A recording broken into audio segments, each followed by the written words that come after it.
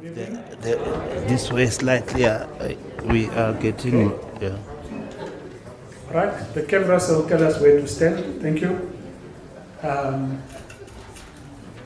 I'd like us to start exactly at 6 o'clock, which we are, I think, just 1 minute away. Can we just check that people who are outside and those who are downstairs to please come up?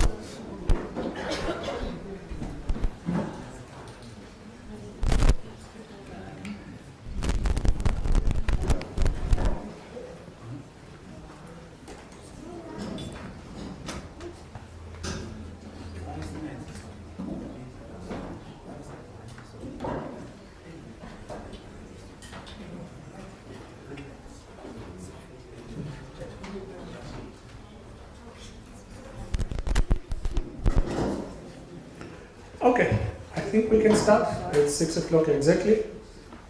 Good evening, namaste, vanakkam, assalamu alaikum, sabona. A year ago we, I think, all woke up to this news, this devastating news. And as it filtered throughout the day, we started to understand that what was reported as just a killing later became very clear that it was an assassination.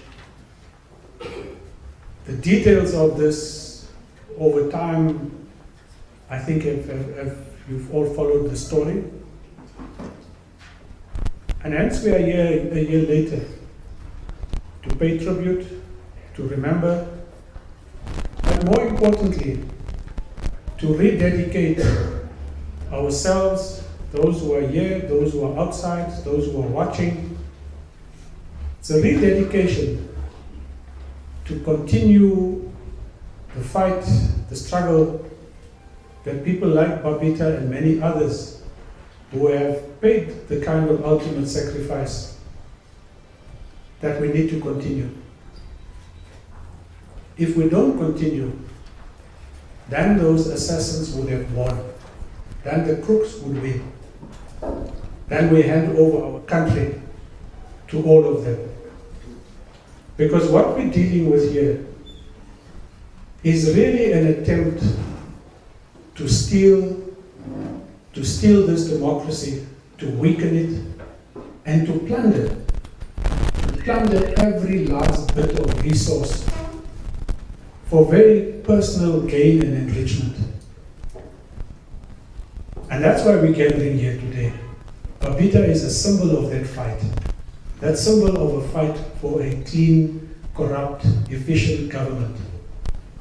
So it's on that note that it's just an honor and a privilege to have Babita's family here, to have the ashram, the Adi Shankara ashram here today, and various members of civil society organizations. And in my mind, I think an exemplary public representative in the form of member of the provincial legislature, Jack Blue. So your hounding work on health, I'm hoping at some point you will write down the how to do it, so that those who come after you must be able to be as dogged as you are in pursuing good governance, irrespective of where it is. So thank you to you as well. And you can clap. I also want to acknowledge the presence of the DG in the presidency, Pindi Baleni, who herself has been subjected to all kinds of threats and intimidation, and I would assume very much linked to issues of wanting to clean up. So, and there are many others. Mark, your daily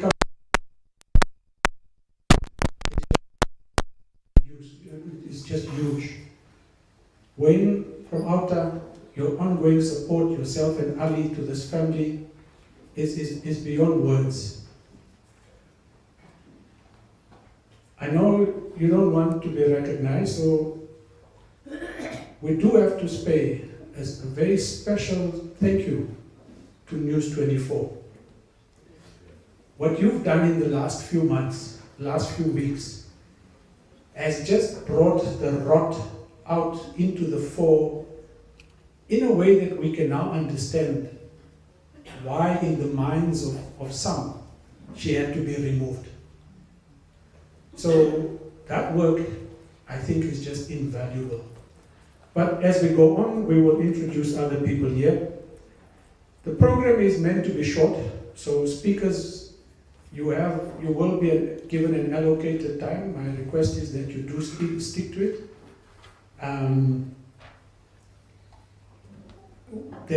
We will kick off with a welcome from Pastor Mpo Putu, the pastor of this church that has been made available to us. And I will introduce the next item thereafter. Pastor, over to you. Good evening. I just want to thank the family and of course, and also greet all the members of the society that is here, the government, the civil society organization that is here. As a church, we are also heartbroken last year to hear about Babita and all the things that happened around them. We truly condemn such practices. We don't agree with that. We don't agree with all the corruption that is happening in this country. We believe that if Jesus was here, he will be on the side of the poor and the side of those who are doing just, who are fighting for justice. So in this meeting today, I want to say to the family, we pray with you and we're with you. May the Lord bless you. To the members of society, I want to say, let's keep on fighting and let's make this South Africa a good South Africa for all of us. So with that, I just want to welcome everyone and say, let's welcome this evening. But of course, as we enjoy, we do this celebrating the life of Babita. And thank you again. Thanks, Pastor. So Babita used to go to the Sri Adi Shankar ashram, and the ashram will now do a dedication as a tribute and a prayer. I hand over to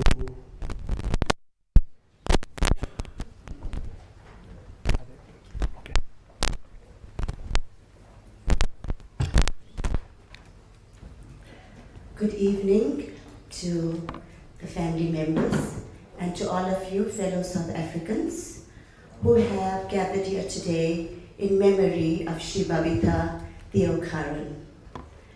Babita, you were and are in our collective memory many things: woman, mother, sister, friend, fellow South African human being, Chief Director of the Financial Accounting at the Gauteng Department of Health, and whistleblower extraordinaire. Mown down in the prime of your life by cowardly and corrupt assassins. You were obviously a thorn in the sides of public servants with your determination to choose truth and not power. 6 men have been charged with your assassination. 1 year on, we wonder whether they are a convenient front for more powerful players involved in the PPE scandal you exposed at the Tembisa Hospital. Like you, we should be all asking inconvenient questions about many things going on in the country in the search for justice. Right now, 1 year later, after you lost your life in a hail of bullets, on the 23rd of August 2021, outside your home, we hear promises that the forensic investigation you requested will be acted upon. We are concerned about such promises from the powers that be. They have a habit of dragging on. They are a safety net from prosecution and prison, especially for the rich and powerful. To your daughter Kiara, especially, we say your mom was an exceptional person. We know she knows this. Babita, you were inspiring and most courageous, someone whom we all wish that we knew personally. For it is not easy in the world today to find somebody like Babita, especially in a patriarchal environment of power and naked greed. People like Babita who swim against the current. It is far easier to go with the flow, to say, let me go on with my life and I don't give a damn about the rest, and to turn a blind eye to corruption. But Babita did not do this. In this month of August 2022, when we recall and celebrate the courage and bravery of women who confronted naked power at the Union buildings in Pretoria in 1956, we also celebrate the fieriness of the indomitable spirit of Babita. The life of a whistleblower is a lonely one. In your memory, we must all commit to supporting those like you, Babita, who turned the tables on power. Long live the spirit of Babita Deokaran. Long live.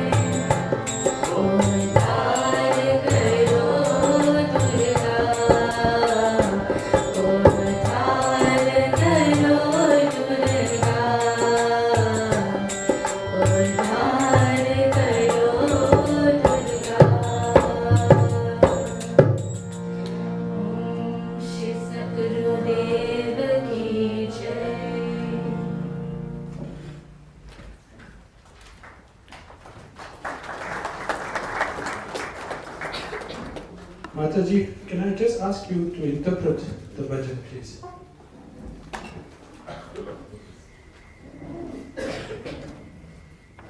So we chose this bhajan because it's a mother bhajan dedicated to the divine goddess Mother Durga. But I found the words very special. So the words are, listen to our request, liberate the world. Show us the path of truth, and by so doing, you will be doing a favor unto us. Meeting with you, Mother, is everybody's desire. Stay in the hearts of everybody. This is our hope from you. What is mine? What is yours? Nothing belongs to anyone. Always burn the light of truth and brighten the entire universe. The world is an illusion, sometimes hot, sometimes cool. One day we all have to go, whoever that have come here. What colors life has, the different forms of mankind. Increase our knowledge, and in so doing, you will be doing a favor unto us. Listen to our request, liberate the world, show us the path of truth. Thank you.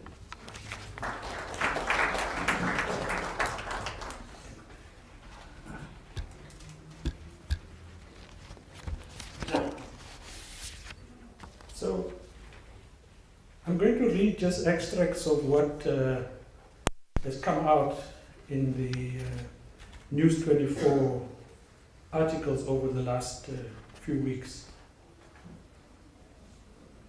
The Tembisa bosses splurged 500,000 on a shipment of skinny jeans, purchased while South Africa was in the grip of the COVID-19 pandemic. The payment for 200 pairs of jeans for girls aged between 6 and 7 was flagged by Babita Deokaran alongside thousands of other transactions outside of the East Rand Hospital worth more than 850 million. She was assassinated 3 weeks later. The jeans contract was awarded to an obscure company named Inez Chest, one of 10 separate business entities controlled by a retired soccer star, Themba Shabalala, and his wife. And you can go and read the rest of it. So I'll read bits and pieces from here. But I'm going to call Shalene Ramgulam, the sister, to do a family member tribute. And that will be followed by a handover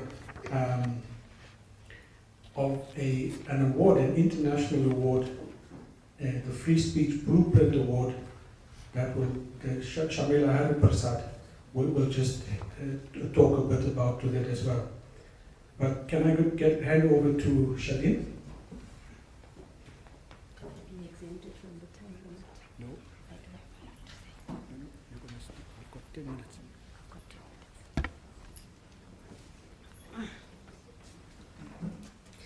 Warm greetings to our guests and media personnel present this evening. Thank you for affording the Deokaran family the opportunity to be presented on this platform.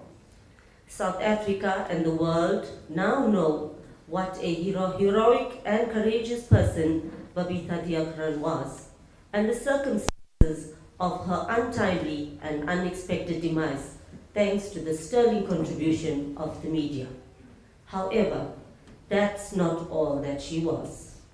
This evening, I'm going to concentrate on Babita Deokaran, the person behind the name, the mother, daughter, sister, aunt, friend, and oh so much more that she was.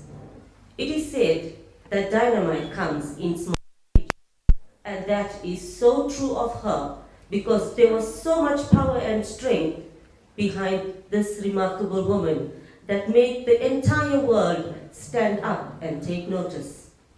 She turned out to be quite a feisty and headstrong person who shone like a beacon of light.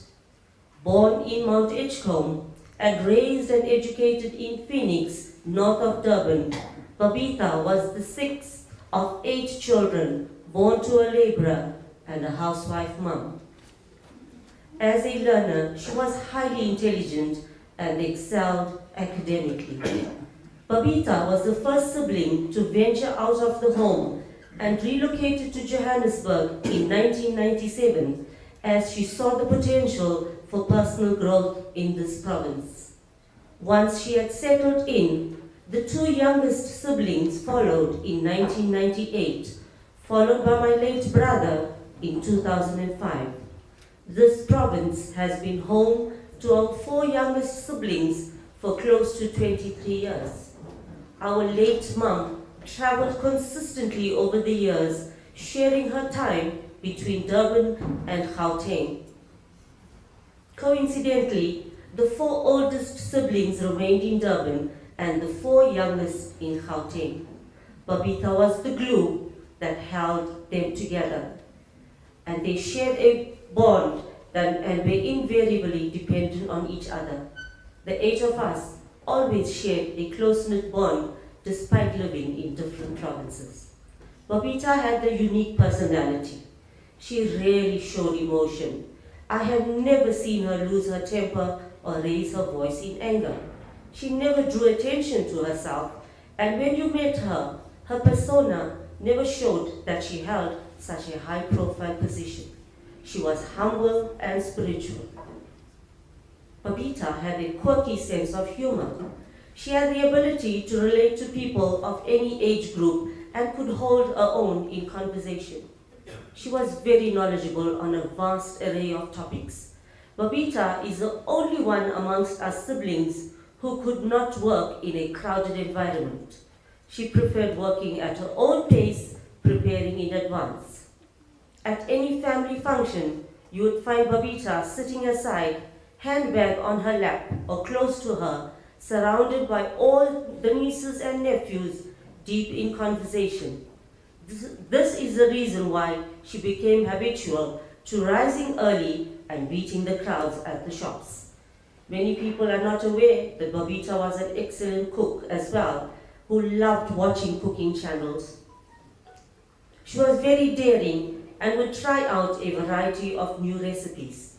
In fact, on the day that she was so callously gunned down, she already had the ingredients out to bake. Her chicken and prawn biryani will always remain a firm family favorite. Babita's life revolved around her commitment to her work, her home, and her only child. They spent every minute of every day together. They were practically joined at the hip. Her mother doted on her, and Babita saw to her every need. It pains and saddens us to see our baby girl emotionally torn and without her mom at this crucial stage in her life. We see the sadness in her face and eyes. She was dealt this catastrophe at this impressionable age. Babita's legacy will live on through her, and we will envelop her in love and protection the way her mom would have. She knows that her mom is a remarkable woman. The last time the entire family spent time together was in July 2021 in Durban, after we lost our sibling on the 9th of July. Despite the unrest and looting in Durban at that time, Babita continued to work. Little did we realize that it would be the last time we would be spending valuable time with her. 6 weeks later, we were dealt this huge blow. It is heart-wrenching to lose not one, but 2 siblings. It feels like our heart has been wrenched from our bodies. It is extremely difficult and heartbreaking to get through each day. And no, we are definitely not coping. Each day is a challenge, and our fake smiles hide our pain and sadness. Special occasions are the most difficult because it becomes evident that we miss her and my brother's presence. She was always the most excited for family events. As siblings, we always thought that we were invincible. We were the envy of many for the bond that we shared, but this has taught us that we clearly are not invincible. Our lives changed on that fateful day. What do we miss about her? Her motivational messages that she would send every morning between 5:30 and 6 a.m. on the family group chat. A morning prayer, updates on the weather and traffic conditions in Durban, or just a message to say, be safe. Our Zoom sessions every Friday evening, which Babita initiated during the lockdown. Her medical advice to any medical condition that we had. Her passion for education and constantly encouraging her nieces and nephews to study and progress. Her natural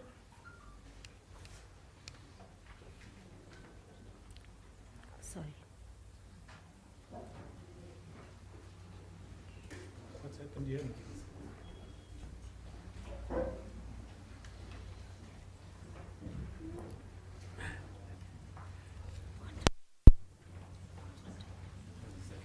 Is it the mic?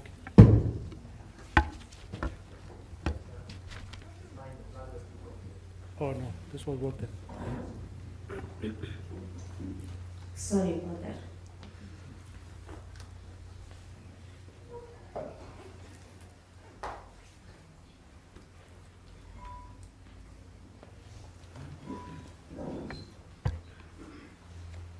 Her natural ability to draw people to her. She opened up her home to anyone who was seeking opportunities in Gauteng. She accommodated strangers into her home until they were secure enough to live on their own. Her maternal instincts were second to none. Her generosity and kind heart from car guards, newspaper vendors, and the underprivileged on the street corners who were all familiar with her. It felt absolutely surreal being in a home without her today. We could just imagine her standing in front of us with her arms folded to welcome us and a hot meal ready on the stove. She took care of our mom unconditionally. Babita drew her strength from our mom, who was the matriarch of the family, a strong and exemplary woman who was the epitome of kindness and grace. Babita took our mom's demise 5 years ago very badly. We were still recovering from our mom's passing, and then we were hit by double tragedy. Babita possessed simplicity and grace, and she lit up a room when she smiled. Babita is, was, and will always remain a firm favorite with the extended family as well, hosting them in her home. She was loved beyond measure. We will miss her passion for her handbag. She was never without it. Babita, you have left the biggest void in our lives, and nothing will ever be the same again. Your absence is felt every minute of every day, and we will miss you forever. The pain and anguish with the way you left will be etched in our minds forever. We can never move on without you, but we will move forward one day at a time, one step at a time. The late great former president, Nelson Mandela, would have been proud of this daughter of South African soil. To end, I just want to add that there are some who bring a light so great to the world that even after they are gone, their light remains. That light is Babita Deokaran. I thank you.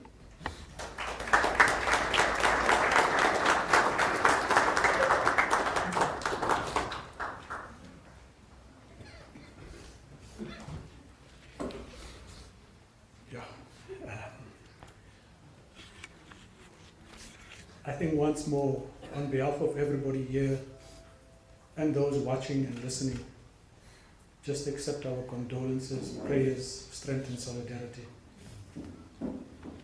I don't think we can really feel what you're feeling, but in whatever way is possible, we will share in that grief.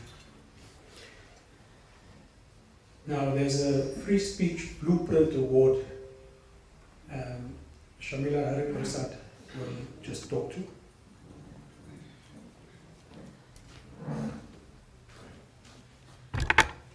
Good evening to all present here this afternoon.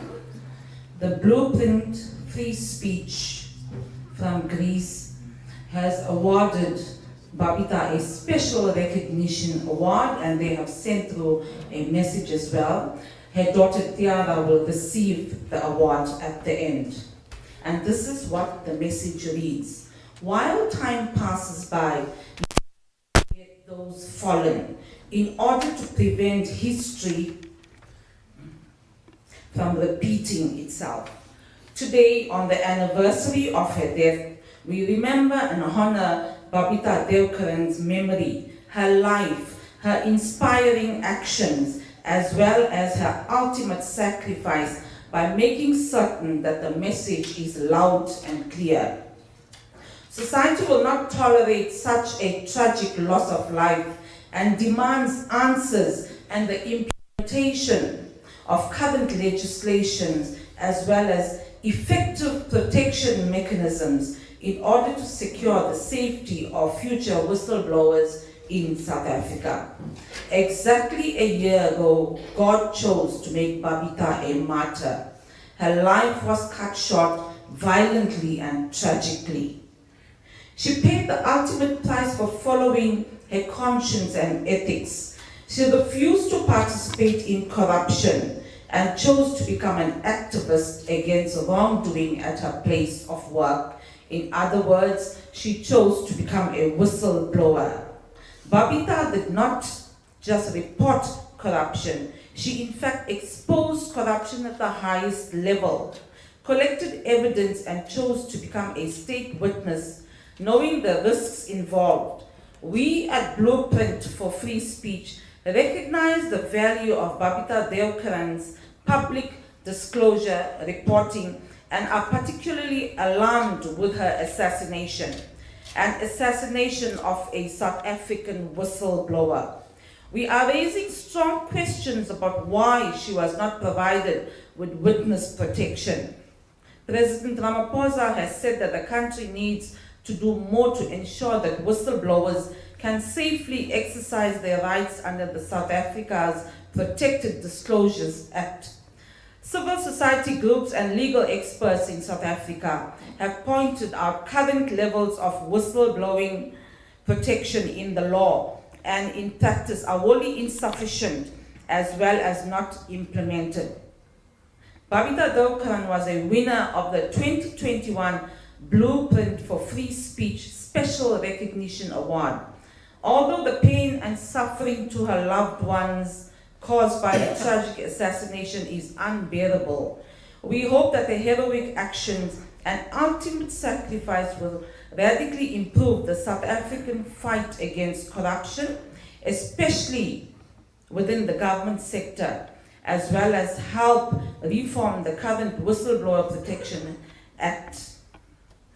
Our thoughts and wishes are with her daughter today, who is receiving her mother's Blueprint Special Recognition Award of 2021.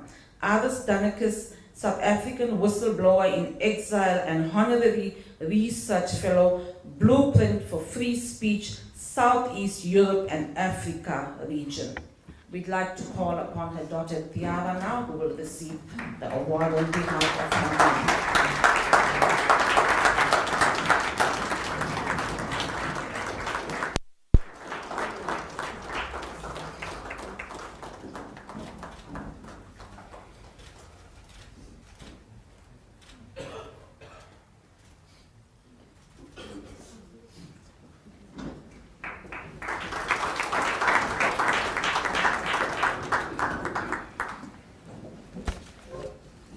Indeed, a fitting tribute is Martha and Goya. Okay, Martha, I'm calling you up in just 30 seconds. Thank you. So,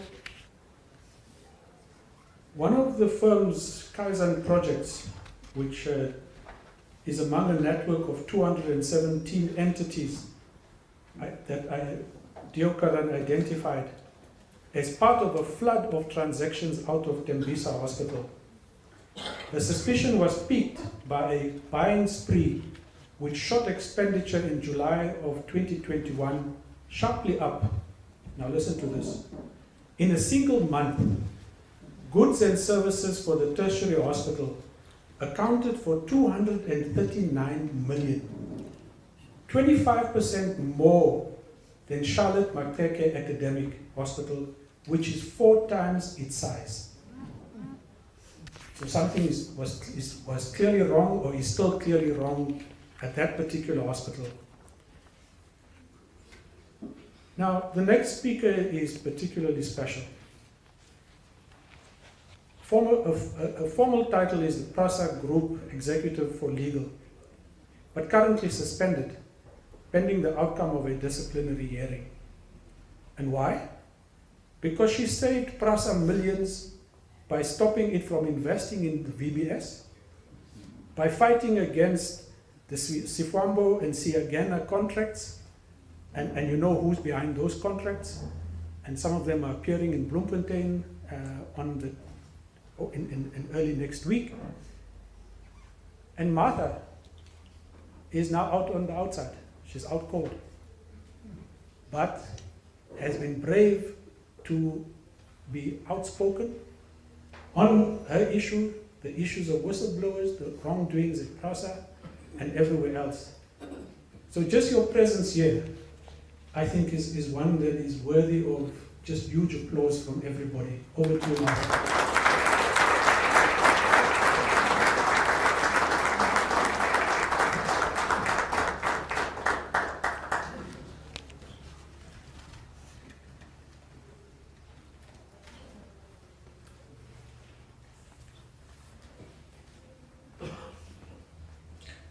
Good evening, everyone.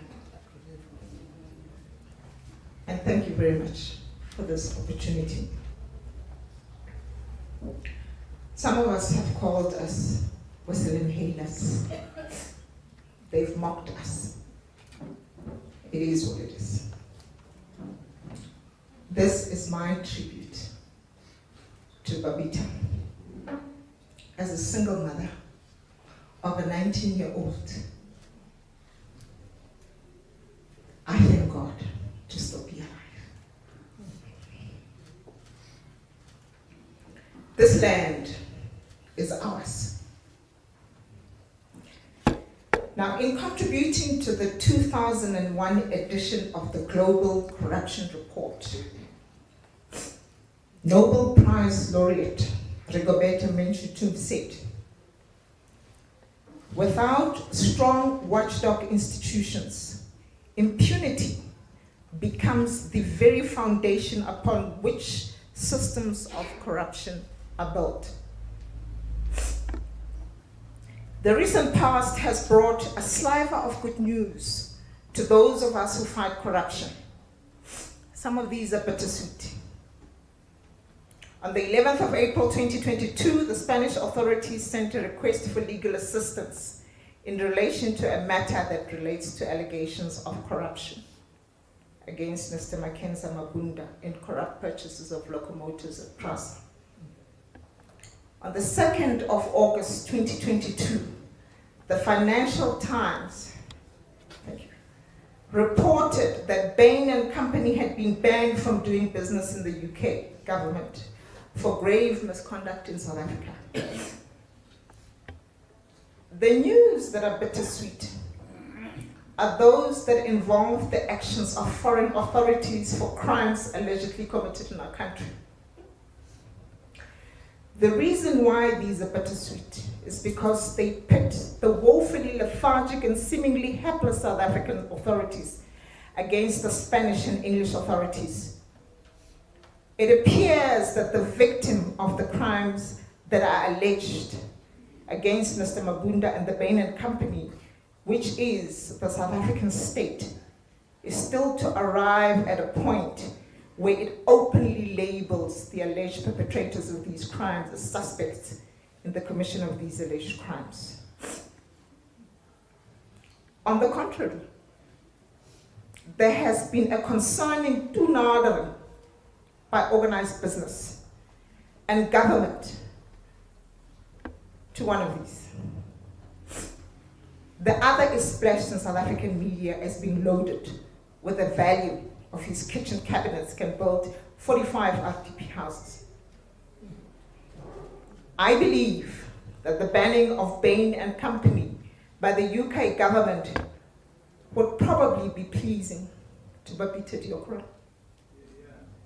Because in the state capture project, professionals that aid and abet state capture get their proverbial cake and eat it. They participate in state capture as a key cog to it and get handsomely rewarded for it. When the masters they serve and served are exposed for state capture, these professionals are not looked at. And the eye-watering fees they get from their enabling state capture are not recovered. Those who wanted to clean up their names simply voluntarily paid back the fees earned from state capture and continue to earn more fees from ongoing business. This is because, as Babita aptly said, every few years we have a different team of people who come in and loot, and the funds seem to be a bottomless pit.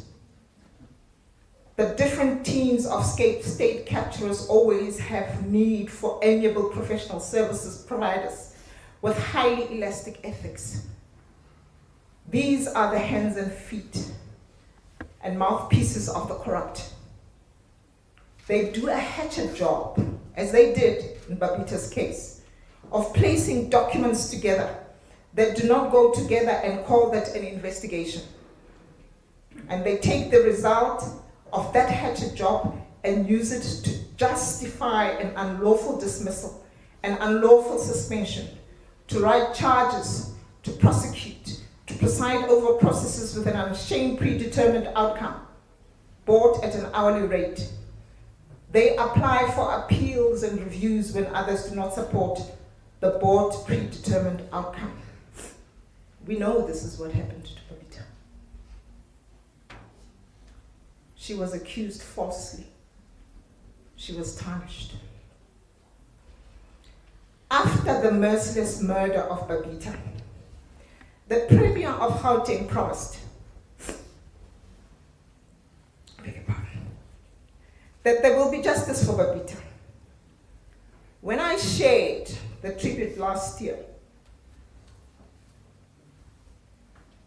I stated that unfortunately this justice would not involve people that were right under the Premier's nose.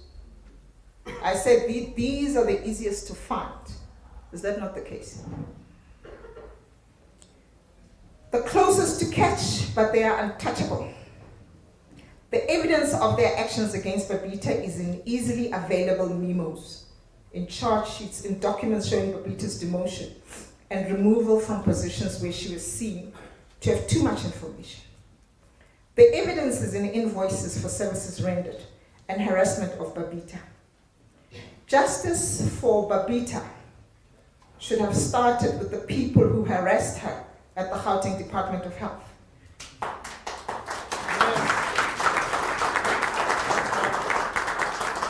These people still enjoy the security of tenure in their jobs. They remain guilty. They remain useful. They woefully remain untouchable to date. These people are everywhere, and they're neatly nestled in their cushy jobs. I've sat across tables and faced them. They are never touched. They are simply rinsed and repeated on others and in other entities.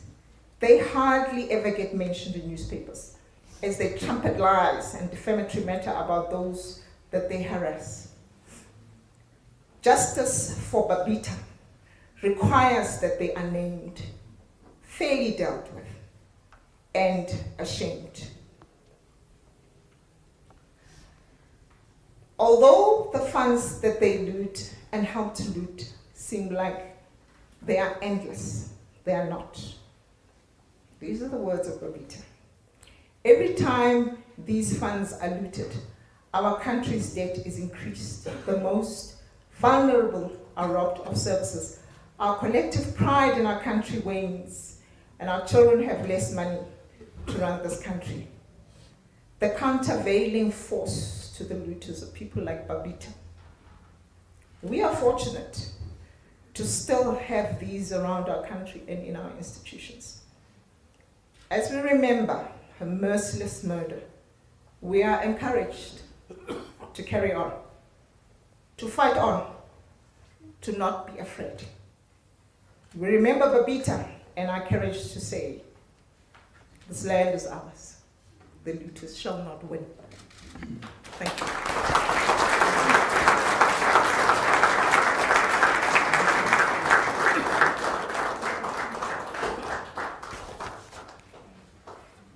Yeah.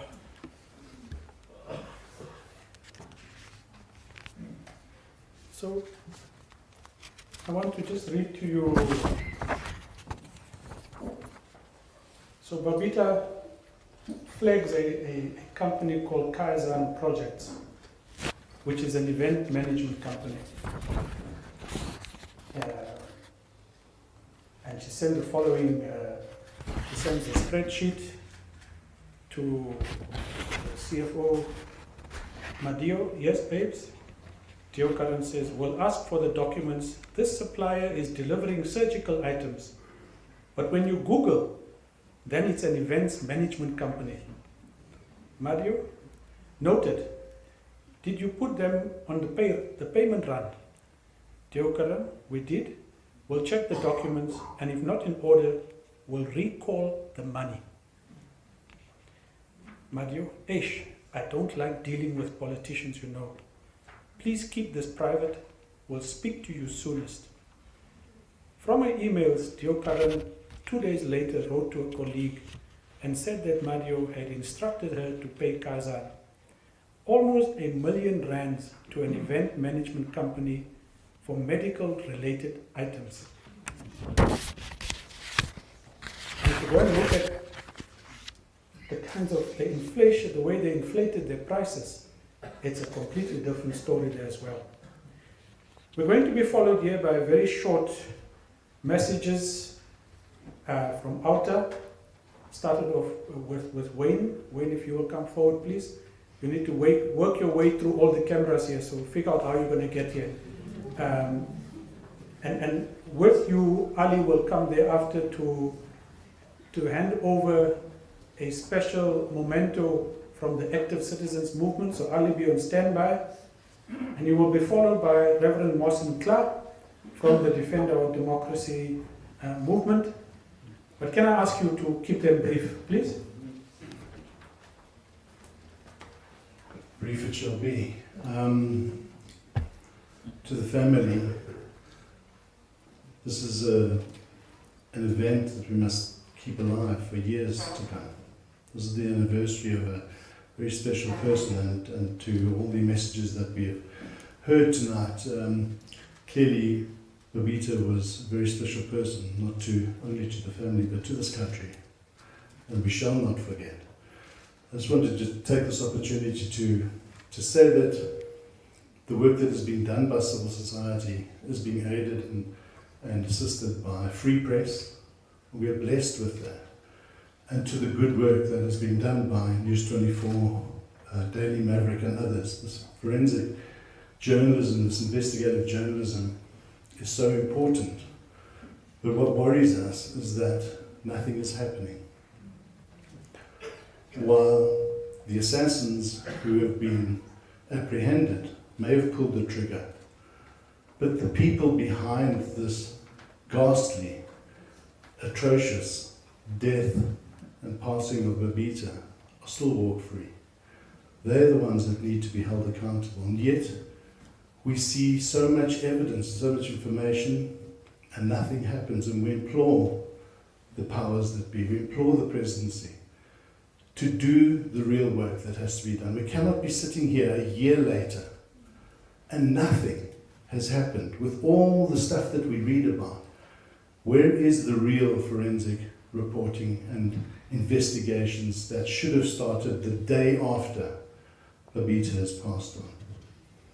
And I think we must not forget the many other whistleblowers who I think Babita's passing has highlighted. The people like Martha who have lost their jobs, who have been suspended. What we actually need is government to investigate every single suspension, because suspension is one way of moving aside the people that get in the way of corruption. And we know that since Babita's death, we've had a number of cases where we were working with whistleblowers who pulled back, who were afraid to go down the same road as Babita.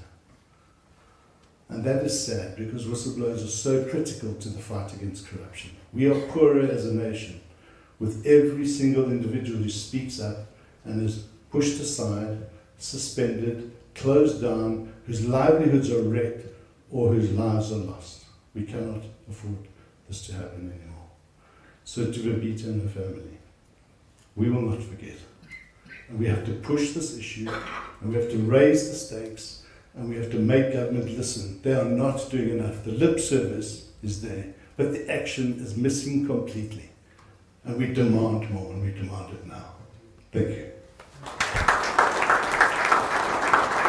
Thanks, sir. Ali?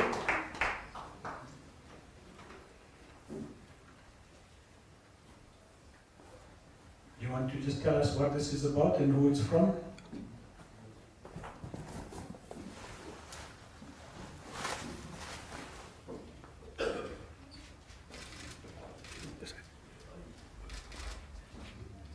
Good evening, everyone.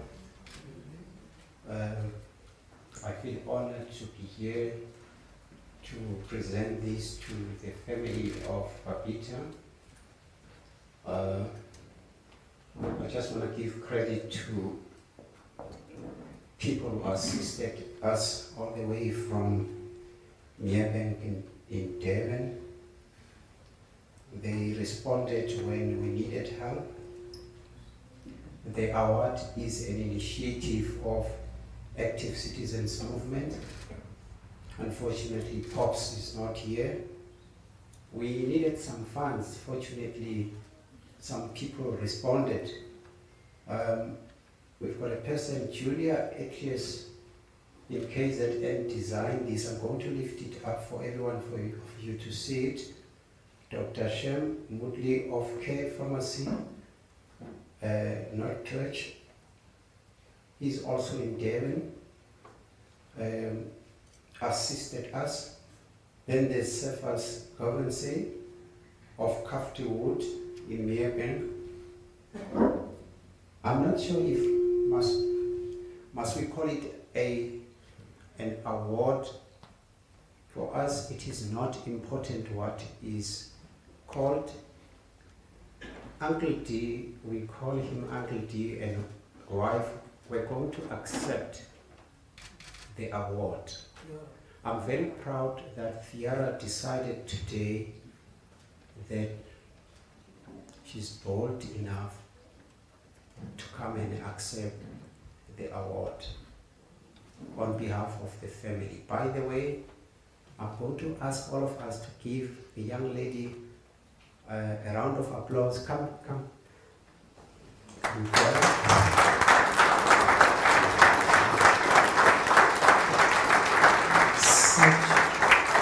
Such a brave young lady. On Saturday, she achieved her learner's driver's license.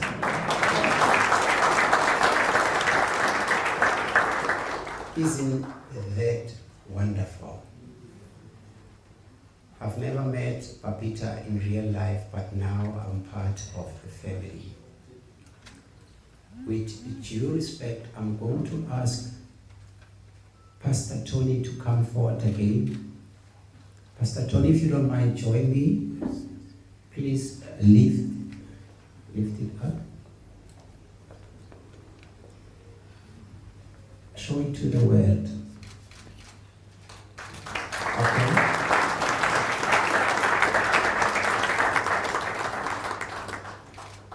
Okay. Just stand here. I'm done. I'm not going to be long. And thank you very much to Ahmed Kathrada Foundation. Guys, you're doing wonderful.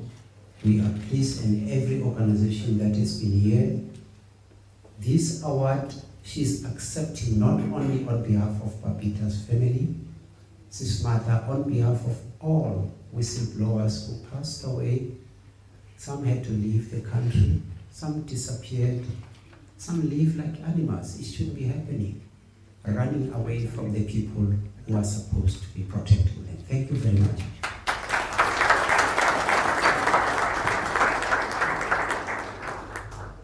Let me also acknowledge in the audience the acting DG of Gauteng, Mdum Bada, Reverend Mosenkla. I thought you would have made your way up here by now, because it's going to take a while.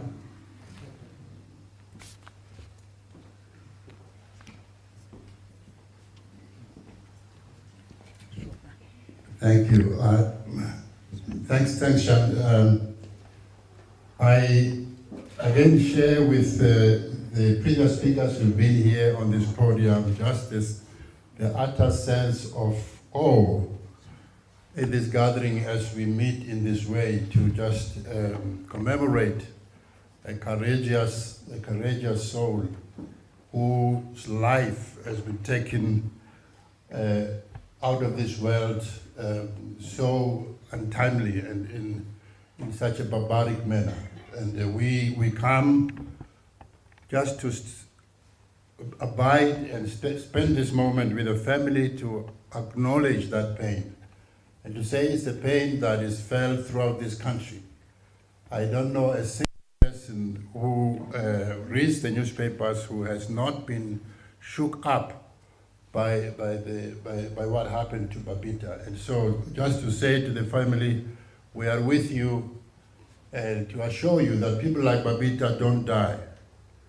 They live forever in the souls of those who followed them and who witnessed them. I'll just tell you just one brief, I know Sean said not to waste too much time, but in the 80s there was an activist who was gunned down. He was very young, 19 years old. His name was Sicelo Lomo. And she died in Johannesburg. I have a colleague who was sitting, who was also 19 years old at the time, and who was in the rural areas and picked up the newspaper on that day and saw the death of this young person that he had never met. He decided on that day that for which Sicelo died was going to be the inspiration of his life. And he's been an active activist ever since. That is part of the Defend Our Democracy campaign. I wish he would be here with us, but sadly he had to go to Devon on work duties. But that's testimony to the idea that it is not possible for Babitas to die. They live on in the hearts of others. And our call as Defend Our Democracy is that her place should be taken by other combatants who are as ready and willing to lay their lives down for the cause of justice and for the defense of our democracy. We also join our voice to those who call for better protection for our whistleblowers. As has already been said, Babita is not alone in being that kind of person who will stand for the truth, no matter what. And so there are many who suffer and who live in ways that are not befitting to the heroic sacrifices they've paid. And there is very little protection for them. And so we call upon this government, if it is serious about ending corruption, to really support and protect people like Babita, whose very voice is the reason we can hope that our democracy will be protected. We also call upon government and the NPA and all of the security, the police services to do a speedy job of actually arresting, apprehending, and bringing to book all of those that are implicated. It is an atrocious thing. So many years after the Zondo Commission, and so many months after the reports have been placed in the public discourse that we are still yet to see people being brought to book in a decisive way, particularly those who are at the top of this racket of graft and mayhem that is being caused in our country. And so we do make that plea to President Cyril Ramaphosa that would he hasten and put out weight to all of the agencies that ought to bring these matters to a close, that all of these things, as South Africans who are beginning to run out of patience with the continued, unabated sway of corruption in our country. Even at this moment where all of the reports have been put out, we know that at the provincial governments and local governments, corruption continues unabated, and people don't seem frightened by the reports that have come up. And so we just want to salute the family of Babita for giving us indeed the privilege of the services of a much loved daughter, a much loved mother, an important combatant whose life will never be forgotten. Thank you.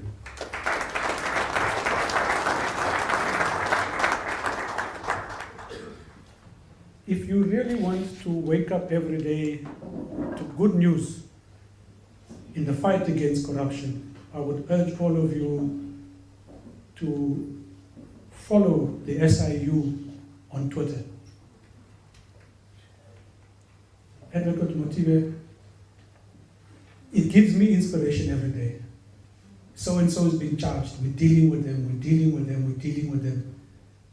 And through that, you can see some kind of action that's been taken. I just wish that all of your other colleagues in all of these other structures were as passionate, were as committed, were as visible as the SIU is. Over to you, sir.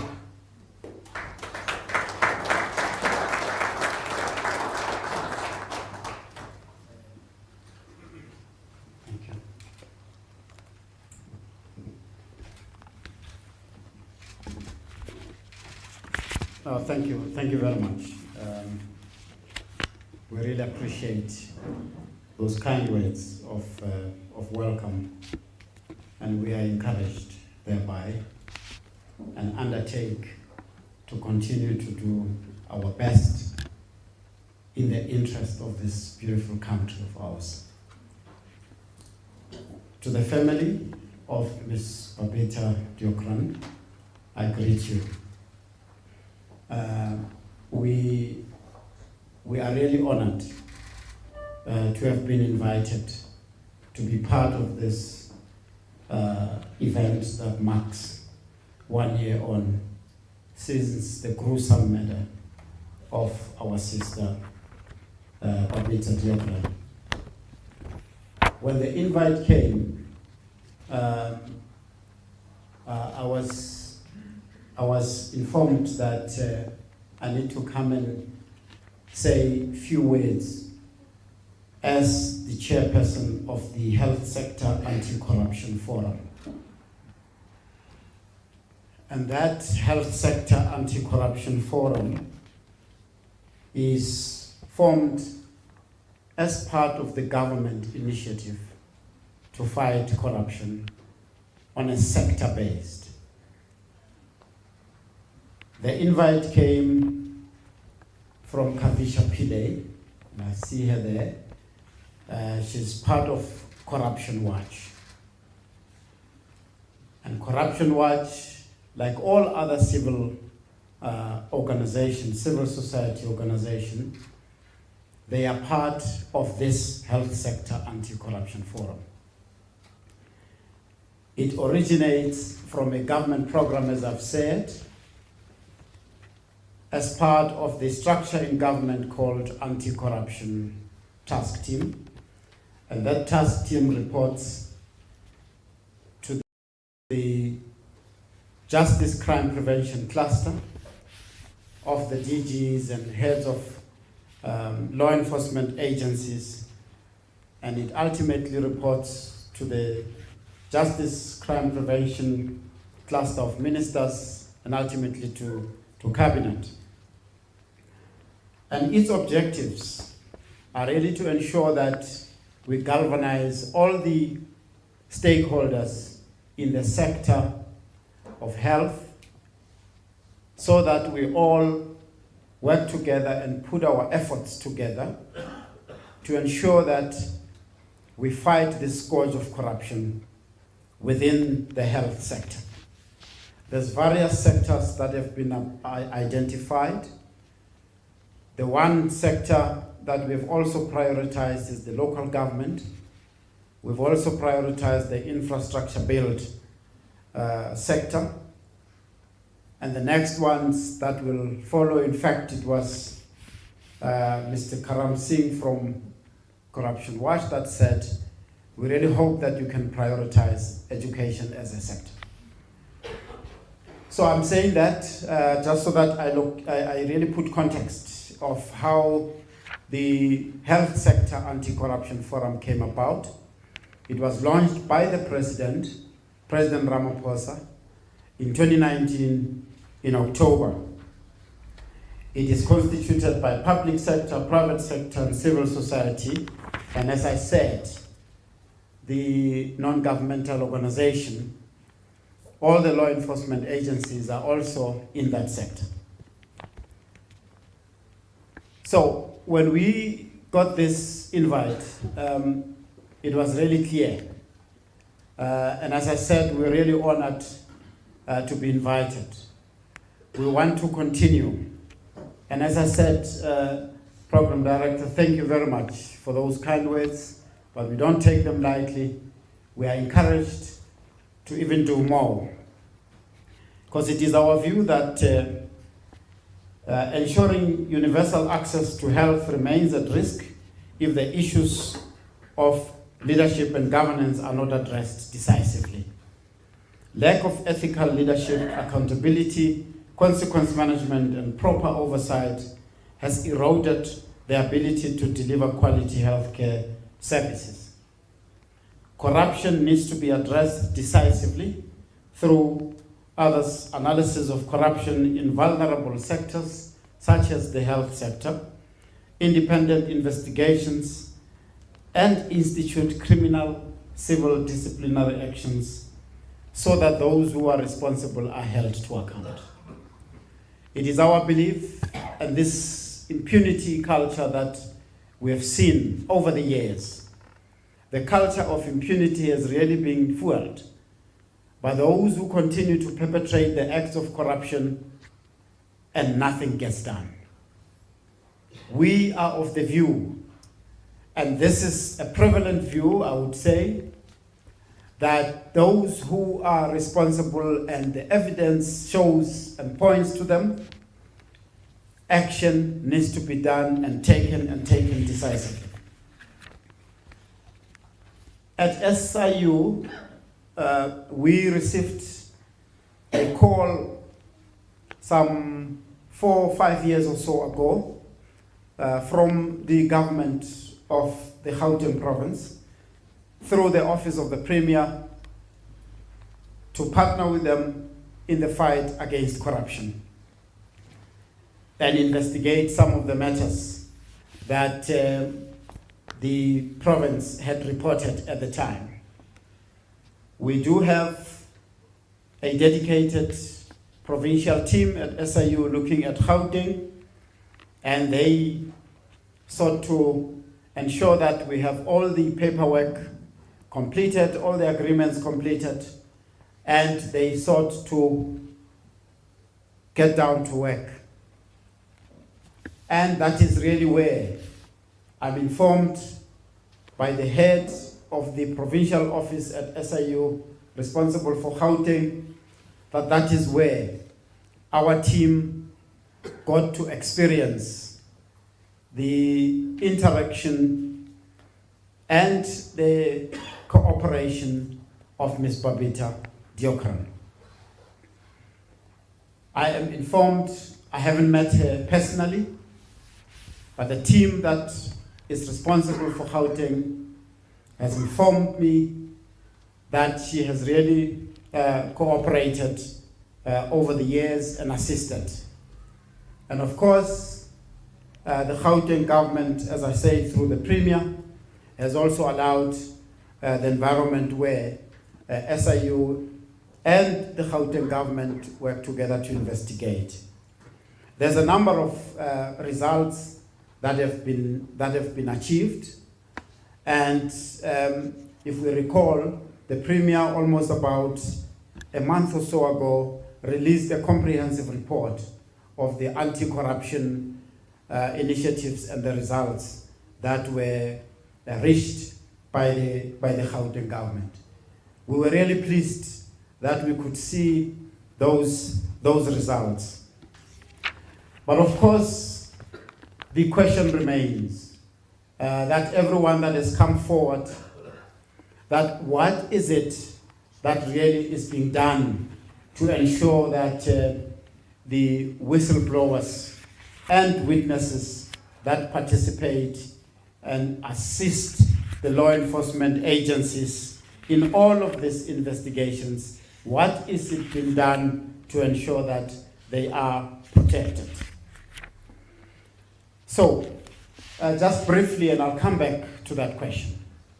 Just briefly, we investigated in various departments in Gauteng, but the brief observations, and I think you really touched on that amongst others, Program Director, they indicated, and this is the evidence that we received from various witnesses, and our findings are that we found that there were collusions between officials and those who are involved in the procurement process and service providers.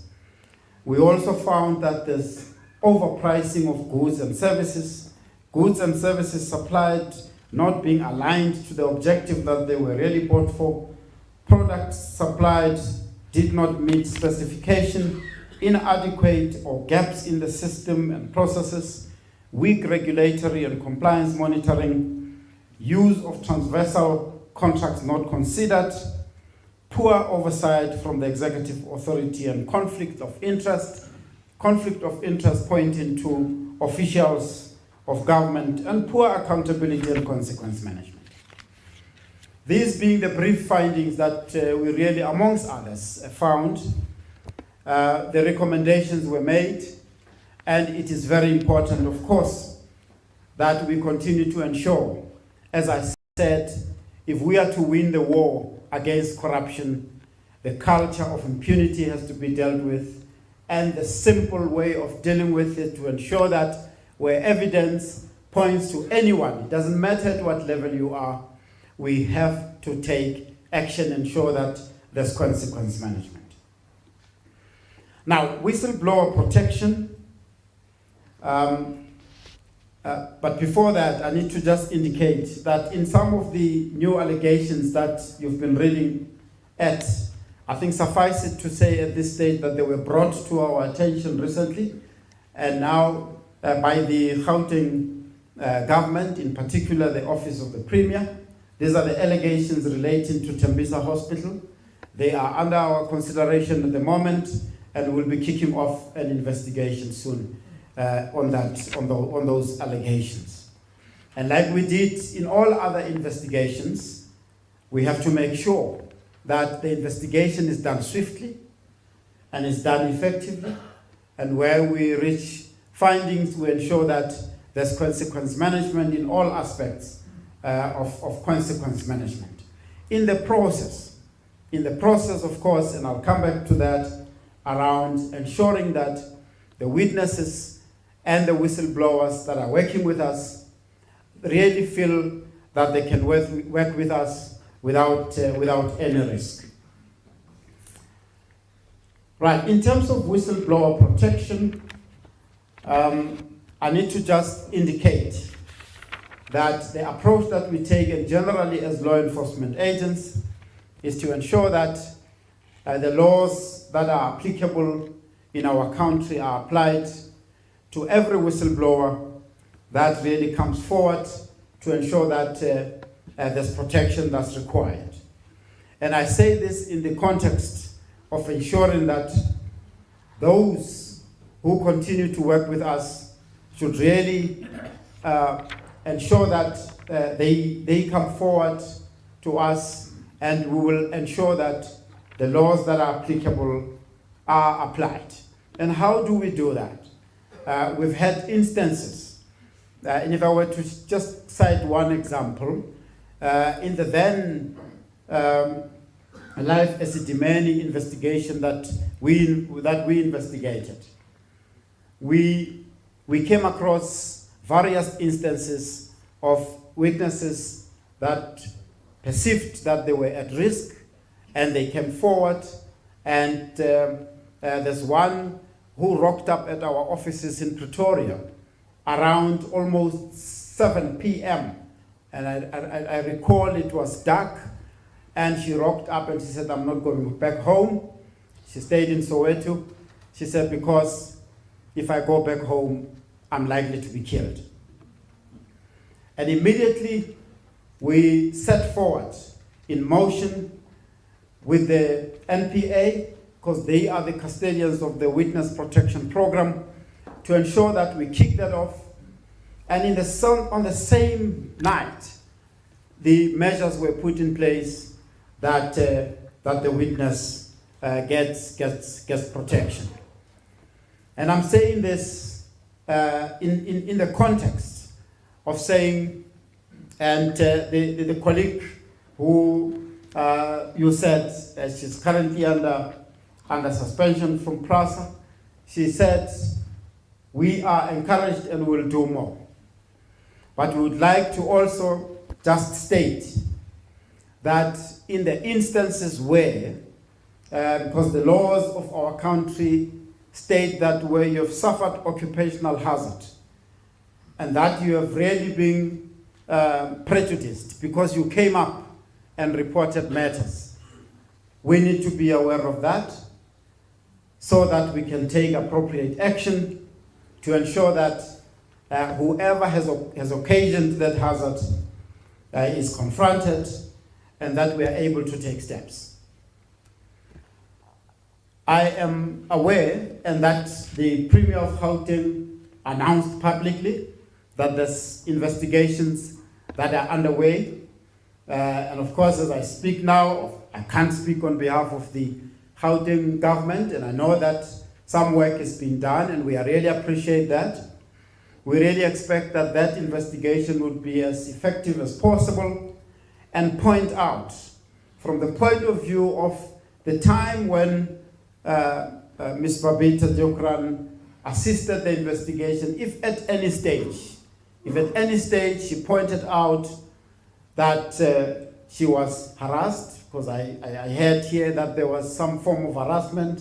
If at any point that she pointed that she was harassed, we really hope that the investigation would reveal that who did she report to and what steps were taken. If no steps were taken, why not steps were taken, so that appropriate action can be taken. So I'm saying that in the context really of that this matter should really be attended to and attended to without failure. Just briefly, and I know that the time is of the essence, the legal framework that we work with, and you may be aware, the Constitution of the Republic of South Africa, Protected Disclosures Act, and witness protection. Now, as part of the Health Sector Anti-Corruption Forum, we have advocated, and there's a whole advocacy programs that we are championing in terms of ensuring that those who work with us continue to report matters to us. And we are really pleased at the rate at which matters are reported. We are pleased that we are able, and we will take that message that has been said here back to the Health Sector Anti-Corruption Forum, where all the law enforcement are, that there's a call in dedication to Ms. Babita Deokaran, that we do our work and do it even to the utmost best of our ability. and that those who continue to show and exhibit this culture of impunity, there is just no place for them anymore. So we guarantee and we really undertake that as a legacy of Ms. Babita Deokaran, we will continue to do our best. Of course, as we continue to do our best, we do our best within the resources that are allocated, and I see my brother and colleague Momo from Treasury, the Acting Director General of Treasury is here. We are serious, and we would like to undertake and ensure that we are serious in the fight against corruption. I see quite a few colleagues in the room, and they probably would agree with me. And let me also acknowledge my colleague and senior, the DG in the presidency who sits here. We are serious in the fight against corruption. And we are really glad that we have provided the platform in the Health Sector Anti-Corruption Forum and all other forums that we have put in place to ensure that we have a sector approach, we galvanize all the stakeholders to ensure that we launch this fight and fight it effectively. You would be aware that all of those results in the PPE investigations that we have investigated, you know that we have seen prosecutions go through. Of course, the call is that we need to see more. We've seen civil recoveries through the special tribunal that you probably all are aware of. But we have also realized, and the living examples in the special tribunal space, Program Director, those who are corrupt and those who perpetrate this action, they will find every legal loophole to challenge the processes. But we shall not relent. We will not relent. We will ensure that we stay the course to ensure that this fight against corruption is fought effectively, won, and those who benefited unduly, we recover those assets and the monies. And of course, we don't just recover and they walk the streets free. They must be prosecuted and jailed. Thank you very much. Thank you. Prosecuted and jailed. No, we're not taking questions now.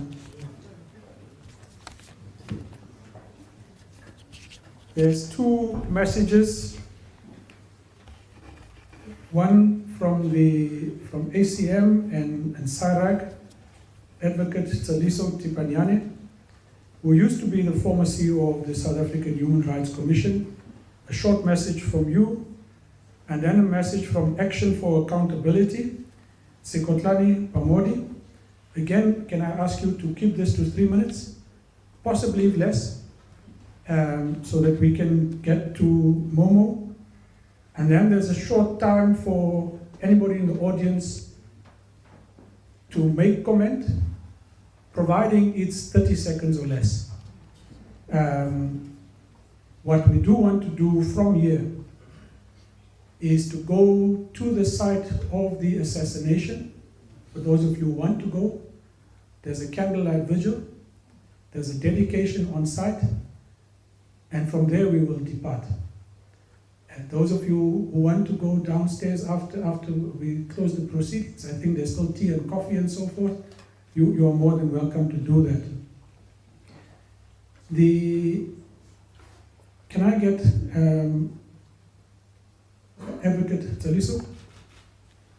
I couldn't put the light, sorry. Thank you, Chairperson. And on behalf of ACM and all the whistleblowing organizations, we want to extend our condolences to the family of Babita. As citizens, as active citizens movement, we believe that in the saying that evil spreads when good people do nothing. We also believe that our democracy will die and corruption will spread if whistleblowers don't stand up and whistle against corruption.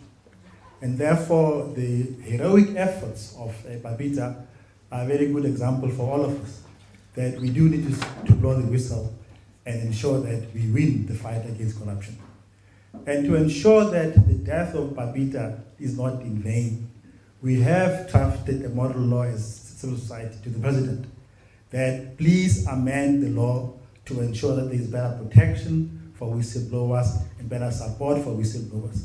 It is unacceptable in our country that people who stand up like Babita to fight for democracy get killed, get victimized. What's even worse is that today as we speak, there are many whistleblowers who continue to be victimized by our own very same state with our taxpayers' money. And therefore, we really want to appeal to the president to listen to our call that please amend the law. But more importantly, we also want the president to do an immediate review that no organ of state should be victimizing legitimate whistleblowers as a start right now, if we really want to give honor to Babita. And therefore, we just want to say, long live the whistling spirit of Babita, long live.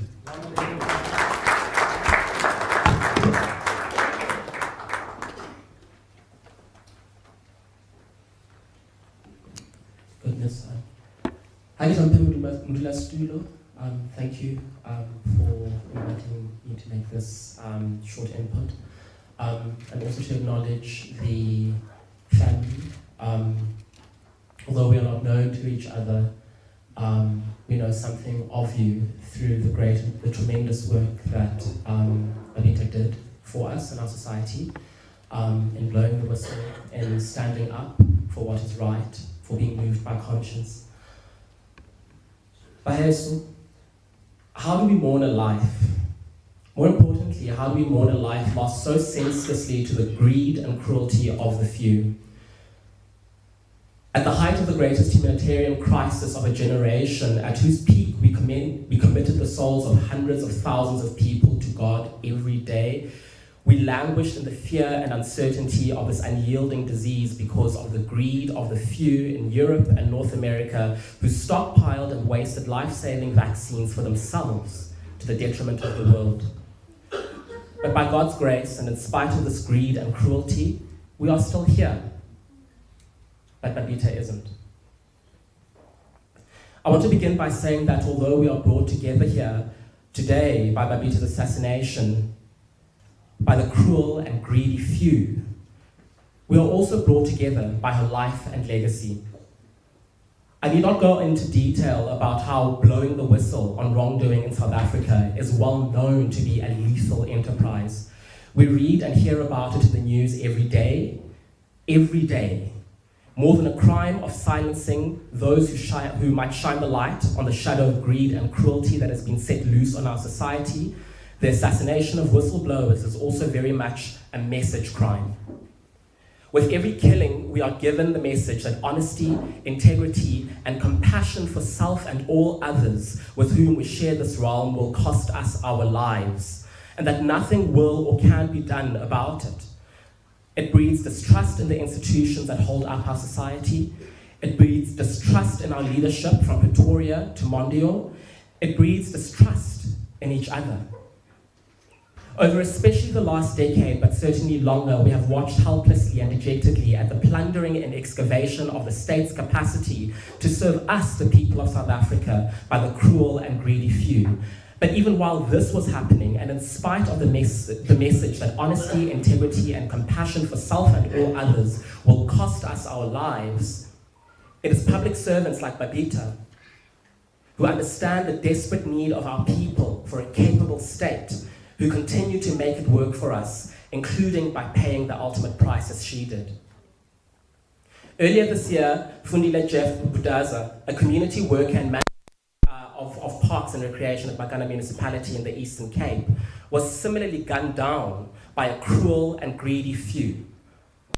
Another honest public servant like Babita, who paid the ultimate price, moved by conscience, moved by a calling to serve a greater purpose, moved by a deep sense of compassion to self and all others, to make this government serve the people who need and deserve it to work the most.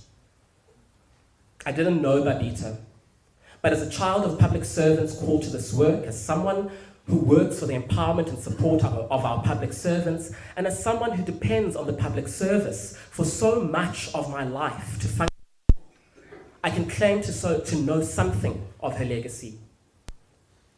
Babita's life is exemplary of the honesty and integrity that we must not only demand, but expect from public servants everywhere.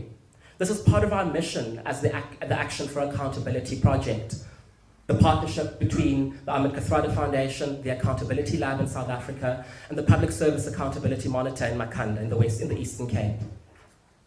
Babita's courageous act of conscience in blowing the whistle, in spite of the very real, imminent, and ultimately realized threat to her life, shone the light on the egregious theft, waste, and greed of the corrupt few, which would otherwise not have seen the light of day. She said, "Not on her watch," and showed the rest of us it need not be on ours. Our collective outrage at the loss of Babita's life can be directed towards real action for accountability, and our moment has long been waiting for us. We must and can galvanize for more than the strengthening of our whistleblower protection laws, but their rapid and comprehensive implementation to prevent what ought never have happened to Babita or Brajef and many others.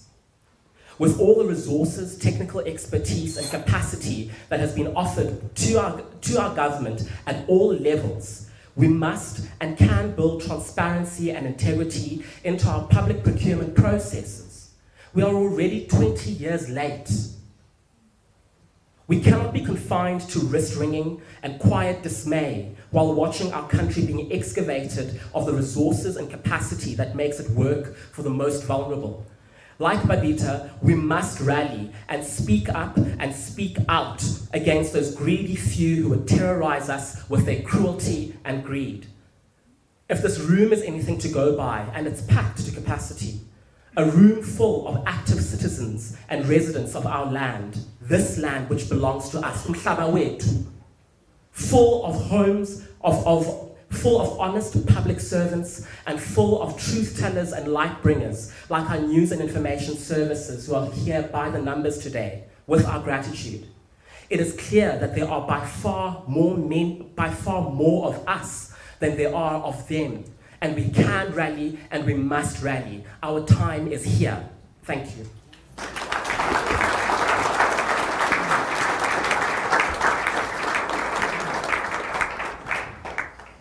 Thanks, Kotlani.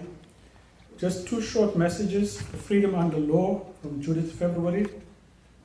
Babita Deokaran was a mother, a public servant within the Gauteng Department of Health, and a patriot who was unwittingly and tragically caught up in a world of state capture and its complex web of deceit by simply doing what was right. Whistleblowers have a fundamental right to play in dealing with corruption, whether in the private or public sector. Deokaran's death should spur us all on to advocate more vigorously for whistleblower reform and to demand justice and protection for all whistleblowers whose lives are in danger. May a death not be in vain. Freedom Under Law. From the Alan Suzman Foundation, today marks a year since Babita Deokaran was murdered outside her home, made a target, it seems, for being a public servant of exceptional integrity and courage. A year on, our officials, investigating and enforcement authorities can tell us little as to how this terrible tragedy occurred. She goes on to say that in all of the coverage of state capture, the associated corruption, and those who use public office to secure personal enrichment, what is sometimes eclipsed are those public servants of exceptional courage and integrity who serve South Africa in the most extraordinary ways imaginable. That they are cannibalized, their lives and service taken, may be the highest price that state capture extracts from the South African public. South Africa is so much poorer for the death of Babita, poorer still for the absence of reckoning and for the fear that must stalk all those public servants who act bravely and rightly. We mourn today together with the family. Our thoughts are with them, and her daughter especially, Nicole Fritz from the Alan Suzman Foundation. To round off the various inputs here, is an activist for decades, former maths lecturer, a leading activist in the Transvaal Indian Congress, United Democratic Front, but really has been at the heart of Treasury from 1994, no? And as now his term has just been extended for a year as the Acting Director General of National Treasury. And in the last few days, Momo has been speaking out quite a bit on the need for action against Bain, as well as to make sure that we deal with all of the issues of state capture and corruption.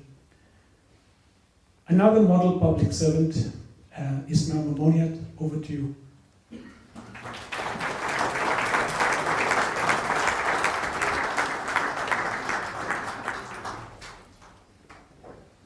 Thanks, Sean, and thanks for inviting me.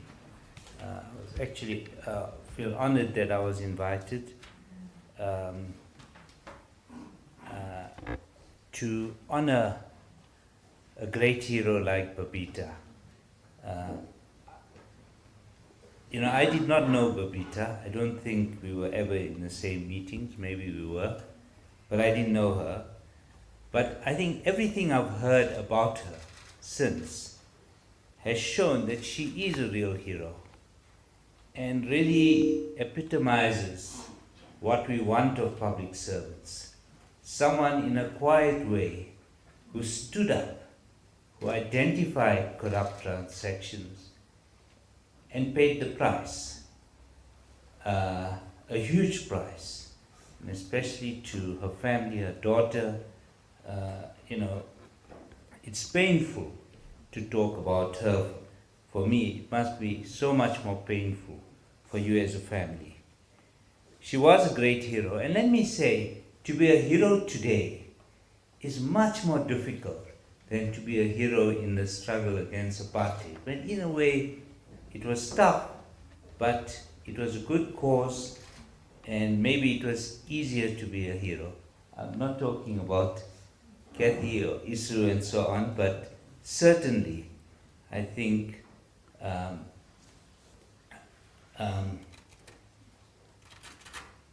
it was difficult, and I want to kind of just put it in a broader context. I think we've seen with the Zondo Commission just how deeply entrenched corruption is in South Africa. You know, we used to say, look at that country, it's so corrupt. Whether it's Pakistan, we talk of Nigeria. But let's be clear, we are probably more corrupt than we thought those countries ever were. Okay? So we have to look at ourselves. If you look at state capture and you see to what extent there was looting in procurement processes, which is what the media is suggesting about Tembisa Hospital, it's all about procurement. And the difference in our case seems to be that those who loot and steal don't even think they have to stop at 10% or 20%. They want 100%. Okay? That's what I think makes us extremely corrupt. And so we got to recognize it's deeply entrenched. And you know, corruption by definition involves one party that's in the public sector at least. And those who indulge in corruption are very strongly connected politically. They hold positions. Okay. That's why it's so hard. That's why they can get rid of Martha. Government itself is a site of struggle, even today. Because those who are corrupt are not just scared, but they have to do everything to fight back. And they are fighting back.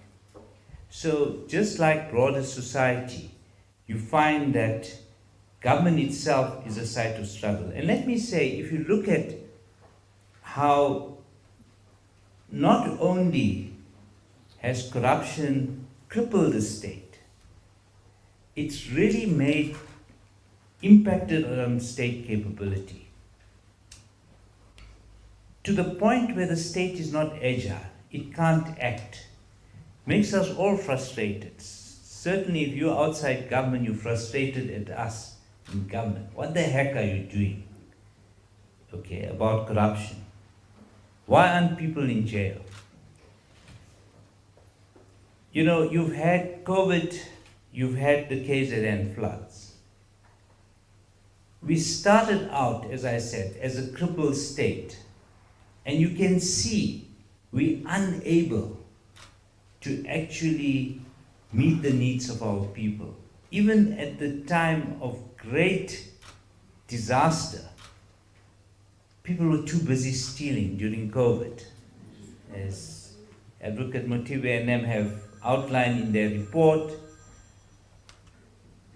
it's not just disgraceful, I mean, it really is a form of treason or sedition. Someone told me I was wrong to say you should charge Bain for treason, it should be sedition. Okay.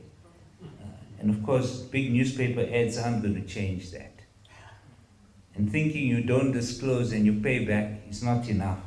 And anyway, we're not going to bother about little boys here in South Africa. We want the big chiefs in the US to account. But anyway, they're just small fry, and they're an easy lot to go for. It's more difficult to go for those who are politically connected.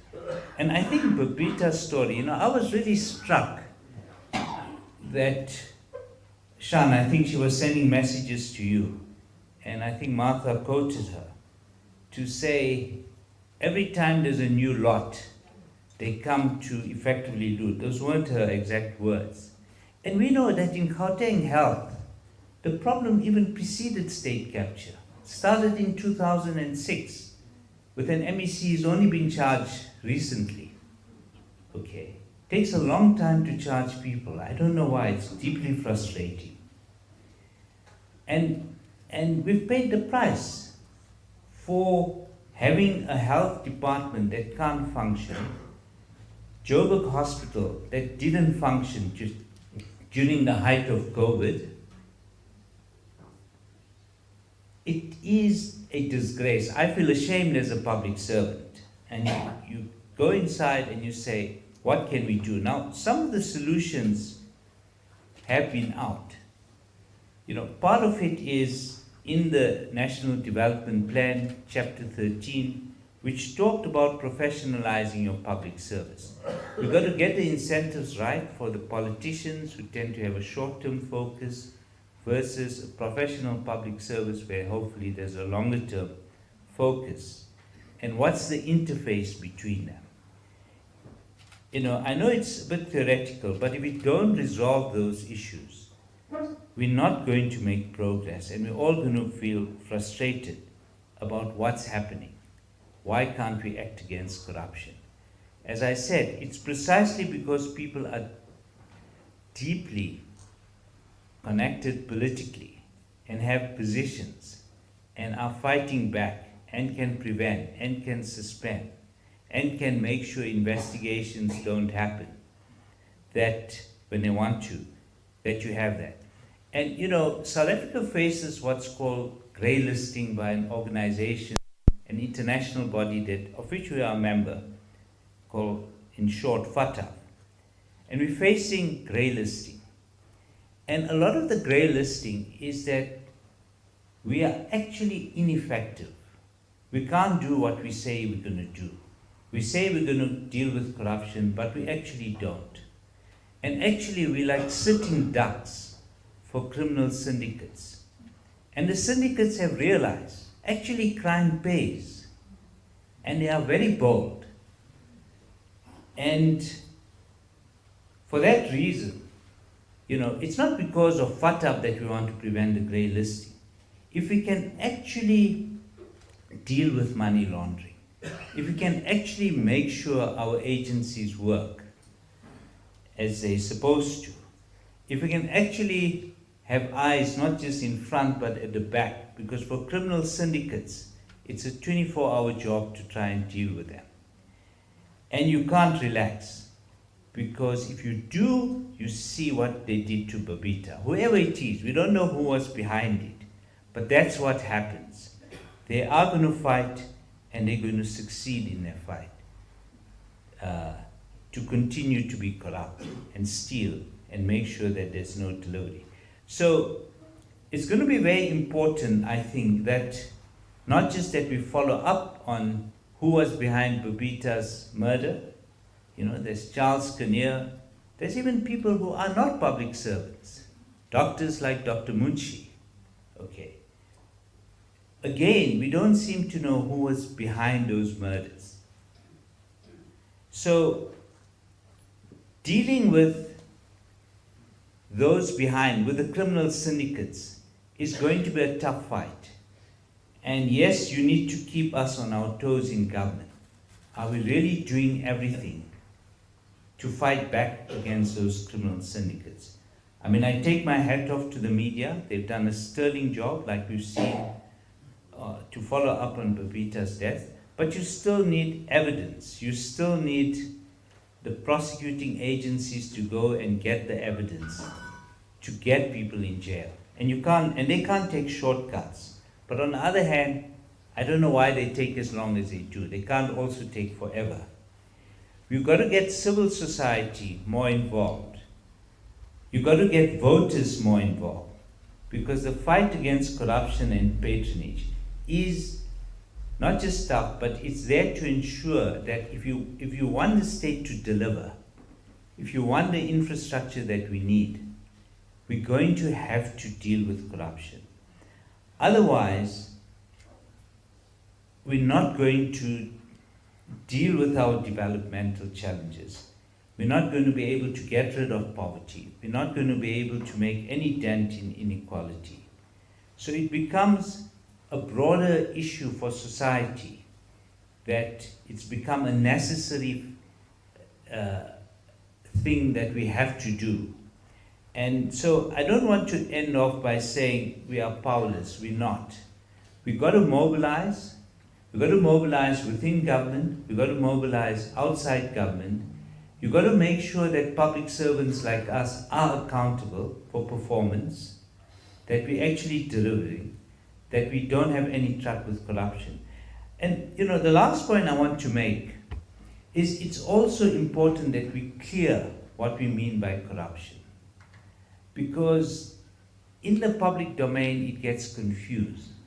I say to the Auditor General, let's relook at concepts like irregular expenditure. There are rule transgressions and so on. It's not corruption, okay? And in fact, sometimes you can actually do a good thing because there might be a stupid rule to break. What you've got to see is what's the greater purpose. In 1994, when we got into government, it was about trying to get a public service that actually has a problem-solving approach. If you're going to get rid of pit latrine toilets, it's one thing to deal with corruption, but the accounting officer who decides that I'm going to do this no matter what, with no corruption, will be told that they've broken 50 other rules. As I said, many of them silly rules, okay, which means there's no delivery. We've got to, as a society, look at there's real performance here. You want accounting officers not to become so risk-averse that it's better to do nothing than to do something, because somebody will say you've broken this silly rule. And please, I don't want to be mistaken. If you've broken the law, if you've done a corrupt deed, and let's be clear, we've got to follow the money. Let's see who has benefited. And sometimes I think we're not doing that enough in South Africa, to follow the money. Who's actually benefiting? Who's actually benefited from Babita's death? So much so that they wanted to murder her, because they were clearly worried that what they were getting is going to be stopped, because Babita's actions was going to stop them. And that's the kind of information and intelligence that we need. It requires hard work, it requires professionals to come in, but people who are committed to the public interest and who will perform. So I think that those, whilst I'm saying that there's no easy and straightforward solutions, it does require work, but I think it's very doable.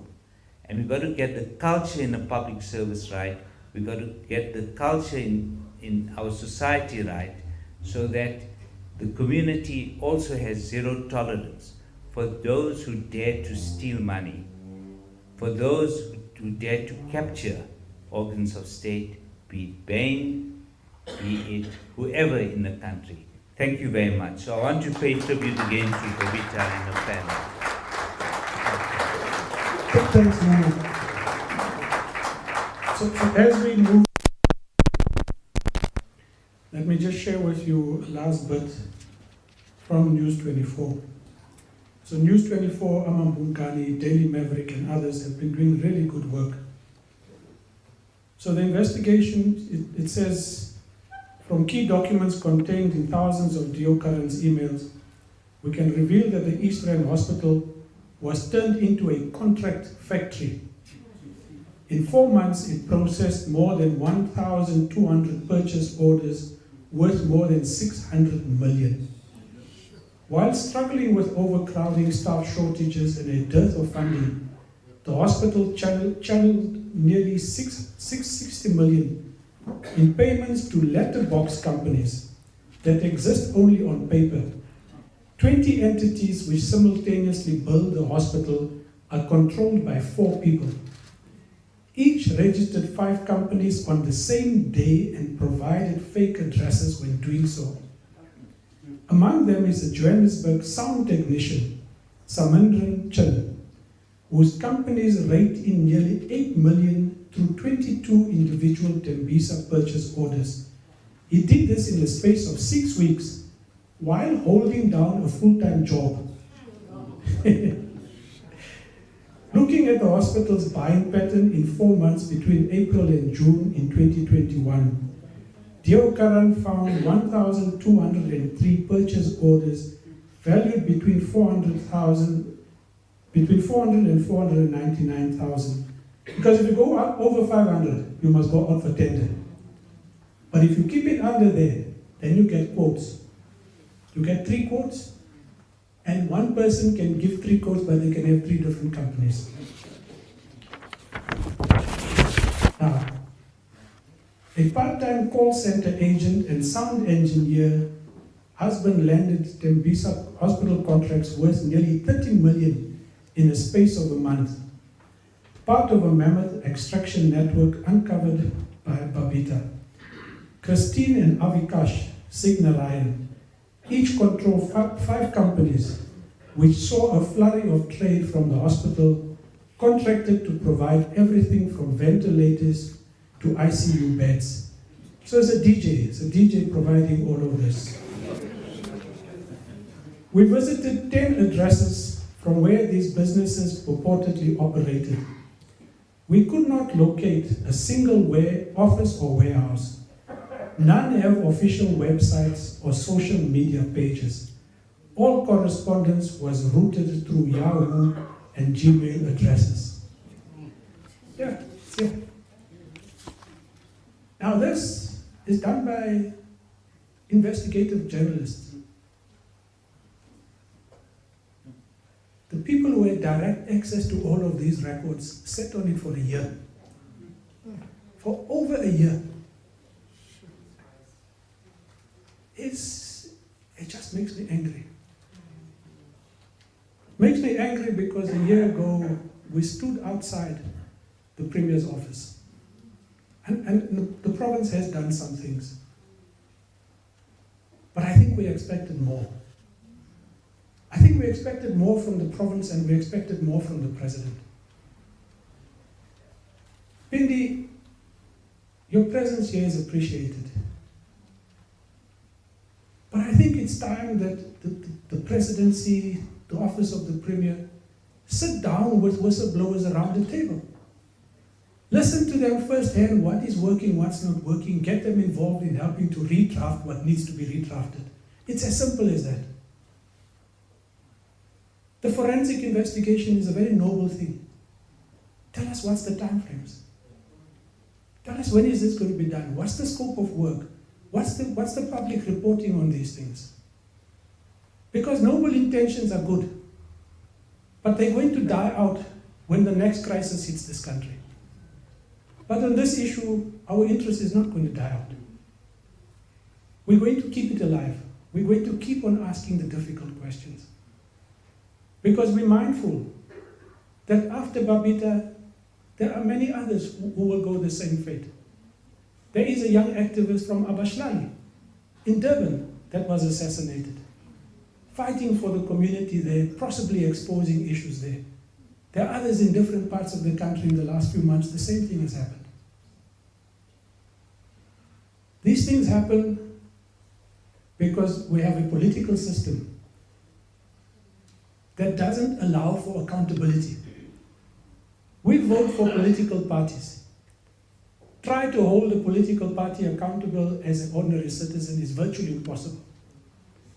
Which is why many are saying change the electoral system of this country, allow us to vote for people to represent us directly in parliament.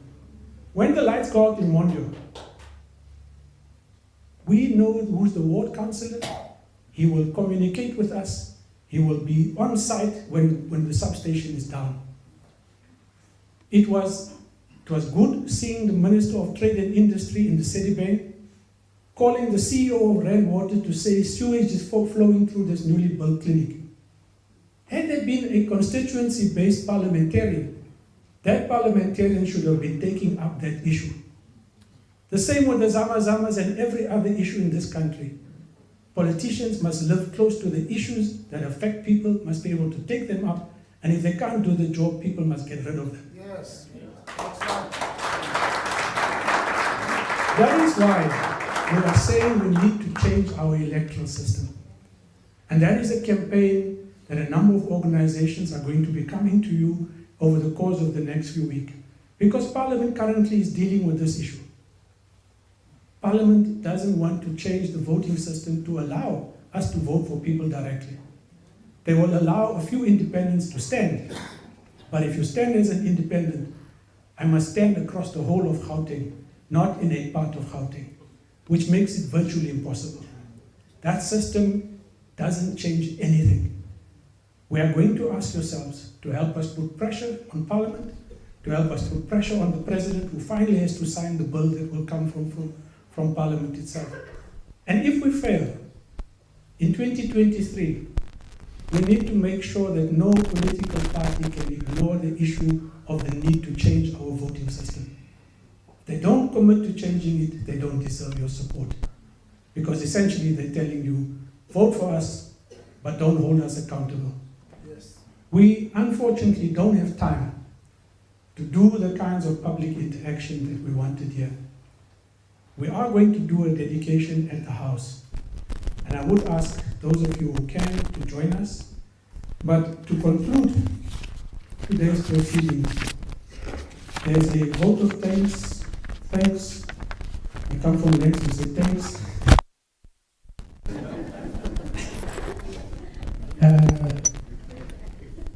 Bishop Tony Hariprasad, a short vote of thanks and closure. And then, if you don't mind, maybe before, do you want to do a closing version? Short closing version? Okay, let's get a vote of thanks and then we'll do a closing version, and then there's tea and coffee downstairs. The only condition is, there's no more tea and coffee. We got rid of it. Okay, the canteen is closed, sorry about that. But we'll get past it.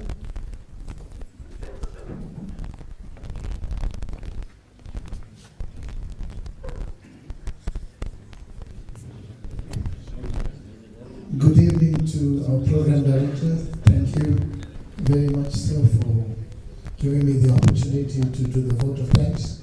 Good evening to one and all of you. First and foremost, our family, the Deokaran family, would like to place on record our sincere thanks and appreciation to God Almighty for being with the family during this past year and helping the family along with comfort and strength and peace that we received through our prayers and God's blessings. We'd like to place on record tonight our appreciation and thanks to the Ahmed Kathrada Foundation, especially Lishan Bolton, for putting this memorial service and this wonderful event tonight together that highlights and brings together all of us on the first anniversary of Babita's assassination. There are many organizations that have not only today but consistently assisted the family or kept in touch with us, and we are very grateful to them. And some of them are Alta, Ali Goli himself is present here and acts as a family ambassador, Defend Our Democracy Campaign, Active Citizen Movement, Corruption Watch, News 24, especially Jeff Wicks for his sterling work that he has done. Yes, I think words cannot fully appreciate the work that you have done, so we really appreciate that.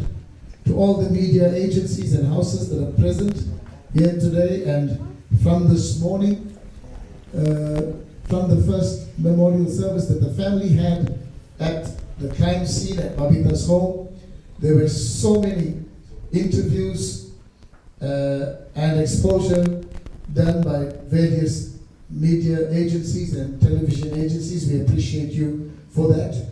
We'd like to thank all patriotic South Africans, peace-loving South Africans for their love and support shown to the family and to all whistleblowers in the country and their families respectively. We'd like to thank the Blueprint for Free Speech Award. It's an international recognition award that was given to Babita. We'd like to thank the organization for that. We'd like to thank Noel Mart Associates for the visit to the family this morning, sir, and your condolences and presentation to the family.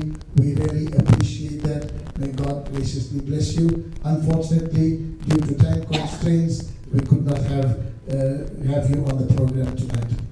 All those in attendance tonight, including government officials and representatives from various organizations and groups that are here, we appreciate you. To our service group tonight, the family appreciates you for your attendance and the leading of your service tonight as well.